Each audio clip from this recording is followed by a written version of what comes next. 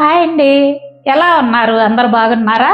మేము బాగున్నా అండి. మీరందరూ కూడా చాలా చాలా బాగుండాలని ఆ భగవంతుని మనస్ఫూర్తిగా కోరుకుంటూ ఈరోజు వీడియో వచ్చేసరికి మీ అందరికీ నచ్చే కర్రీ అండి.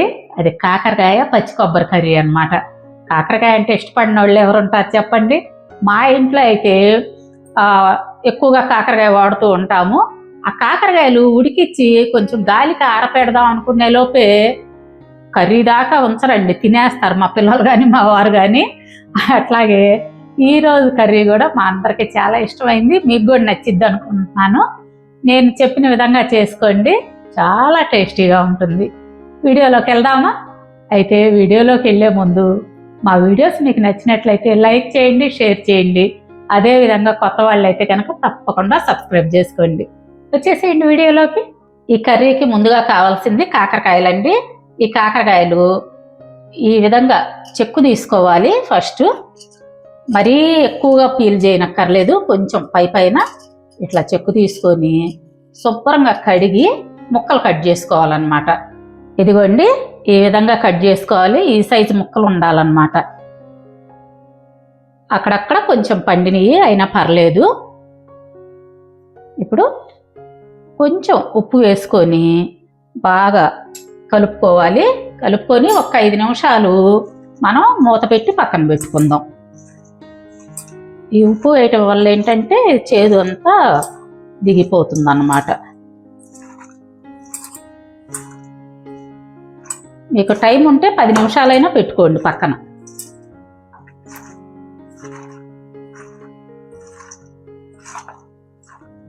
ఇప్పుడు ఈ విధంగా మూత పెట్టేసి పక్కన పెట్టుకుందాం.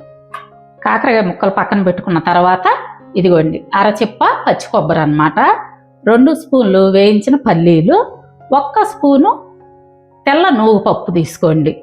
ఇవన్నీ కూడా మీరు మిక్సీ పట్టుకోవాలి, పేస్ట్ మాదిరిగా మిక్సీ పట్టుకోండి.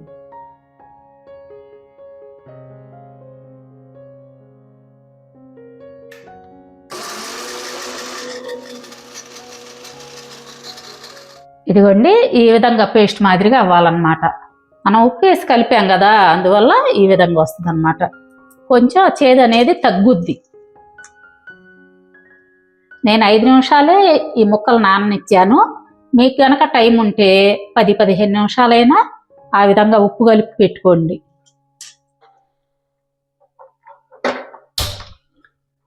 బాండీ పెట్టుకుందాము.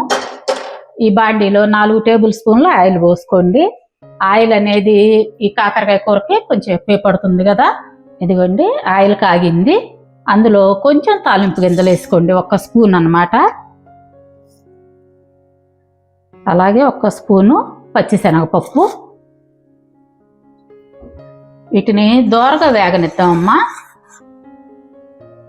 తాలింపు ఎప్పుడైనా లో ఫ్లేమ్లో దోరగా వేగనివ్వండి. మీరు ఆయిల్ తక్కువ తినేవాళ్ళైతే కొంచెం తగ్గించుకోండి. ఇదిగోండి, తాలింపు వేగింది. ఇప్పుడు పెద్ద ఉల్లిపాయ అన్నమాట, సన్నగా తరిగి ముక్కలు చేసి పెట్టుకున్నాను, అవి వేద్దాము. అయితే నేను పెద్ద సైజు ఉల్లిపాయ తీసుకున్నాను.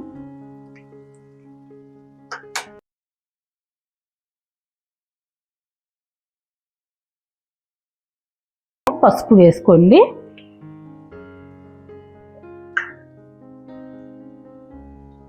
అలాగే కొంచెం ఉప్పు వేసుకోండి. ఈ ఉప్పు వేయటం వల్ల ఏంటంటే ఉల్లిపాయలు త్వరగా మగ్గుతాయి అన్నమాట. అమ్మ, ఉప్పు చూసి వేసుకోండి. ఇందాక కాకరకాయ ముక్కల్లో కూడా ఉప్పు కలిపాము, అందువల్ల కొంచెం చూసి వేసుకోండి.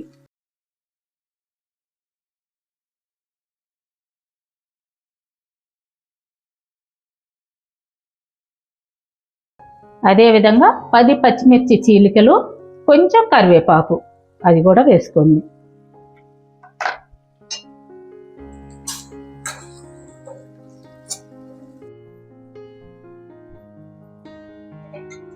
ఇదిగోండి, కొంచెం ఉల్లిపాయలు అంటే 2 నిమిషాలు మగ్గిన తర్వాత ఇందాక మనం కట్ చేసి పెట్టుకున్న కాకరకాయ ముక్కలు వేయండి. ఇవి వచ్చేసరికి నేను 1/2 కేజీ తీసుకున్నాను కాకరకాయలు.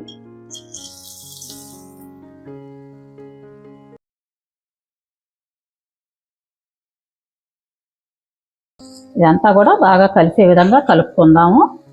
ఫ్లేమ్ వచ్చేసరికి మీడియం ఫ్లేమ్ పెట్టుకోండి. ఈ విధంగా మూత పెట్టి మగ్గించుకోండి. మధ్య మధ్యలో కలుపుతూ ఉండండి, ఎందుకంటే మాడకుండా ఉంటాయి అన్నమాట. మూత తెచ్చి చూద్దామండి. ఇదిగోండి, బాగా మగ్గింది. మీడియం ఫ్లేమ్లో మగ్గింది కదా. ఇప్పుడు హై ఫ్లేమ్ పెట్టుకొని 1 నిమిషం కొంచెం వేగనివ్వండి. 1 నిమిషం తర్వాత మీరు మీ టేస్ట్ తగినట్టు కారం వేసుకోండి. ఉప్పు కూడా ఇప్పుడు చెక్ చేసుకోనమ్మా, చాలకపోతే వేసుకోండి.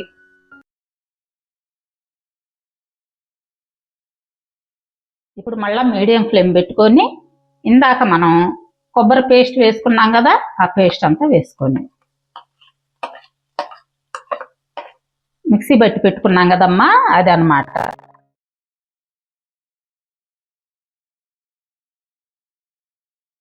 బాగా కలిసే విధంగా కలుపుకుందాం.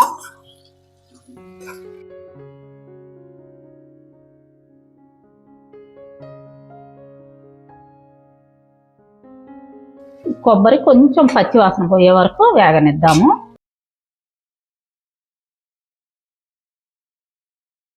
ఇదిగోండి, కాకరకాయ ముద్దకూర అన్నమాట. ముద్దకూర అంటారు.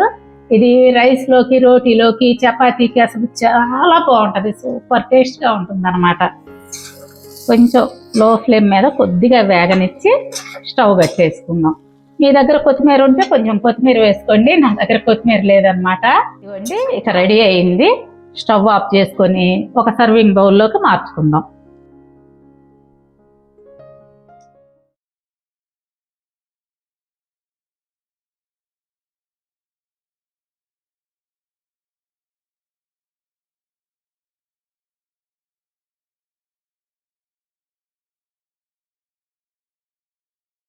చూశారు కదా, కాకరకాయ పచ్చి కొబ్బరి ముద్దకూర చాలా ఈజీ అండి. ఒకసారి మీరు ట్రై చేసి చూడండి, సూపర్ టేస్ట్గా ఉంటుంది.